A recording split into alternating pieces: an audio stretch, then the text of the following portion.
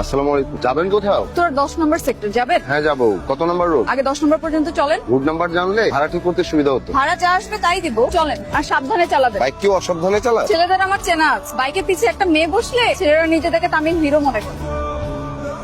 কোনো সমস্যা? বাইক চালানোর সময় এত কথা কিসের আপনার? বাইক চালানোর সময় যে কথা বলতে হয় না আপনি জানেন না? আর কি বলবেন বলে শেষ করেন তারপর যাব। আচ্ছা আর কথা বলবো না। আপনার কাছে কোনো অ্যাড্রেস নাই, আপনি কত নাম্বার রোড সেটাও বলতে পারছেন না, এভাবে খোঁজা সম্ভব বলেন? এই যে সামনের দিকেই হবে, একটু যান না। এই সামনের দিকে বলতে বলতে তো আমি পুরো 10 নাম্বার সেক্টর ঘুরে ফেললাম। একটু যান না, পেয়ে যাবো। কি ব্যাপার থামালেন যে? নামেন, এভাবে সম্ভব না। ওকে ফোন করেন না। আমার কাছে মোবাইল। কি আজব, আপনি অ্যাড্রেস জানেন না, আপনার কাছে ফোন নাই, এভাবে সম্ভব? ও 11 নম্বরের বাসাটা। চলেন 11 নম্বরের দিকে যাই। আপনি আপনার বাসা আপনি খুঁজেন। আপনি এত প্যারা নিচ্ছেন কেন? যত ঘুরবেন তত তো ভালো আপনার জন্য। যত ঘুরবেন তত আপনার ভাড়া বাড়বে। ওঠেন। কালো চশমা। ভাঙছে?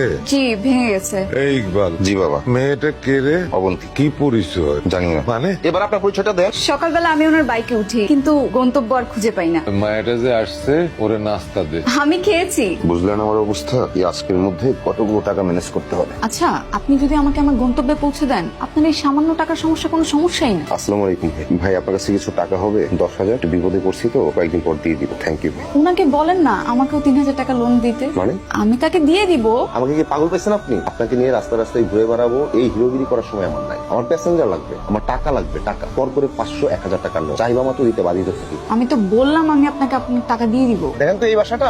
না না এটা না, আরেকটু সামনের দিকে গেলে পাবো। আর কত সামনে সামনে বলবেন বলেন তো? এভাবে বাসা খোঁজা যায়? আরে কোথায় যাচ্ছেন? বাবা, মায়াটারে ঠিকঠাক পৌঁছায় দিছিস তো?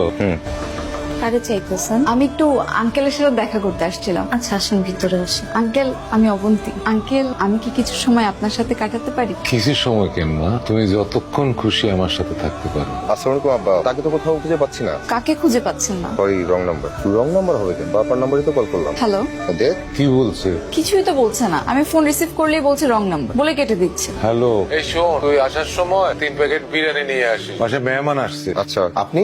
যা দেখছেন ঠিকই দেখছেন, রং নাম্বার না রাইট নাম্বার। আপনি আমার বাসায়, আর আপনাকে আমি সারা দুনিয়া তন্ন করে খুঁজলাম। সরি। কেন? আপনাকে এভাবে একা রেখে পালিয়ে আসাটা ঠিক হয়নি। বিশ্বাস করেন আমি আপনাকে অনেক খুঁজেছি। সত্যি করে বলেন তো কেন খুঁজলেন? আসলে রাতের বেলা আপনি কোথায় যাবেন, কি করবেন, কি করছেন, আসলে মানে সব ভেবেই টেনশন হচ্ছিল।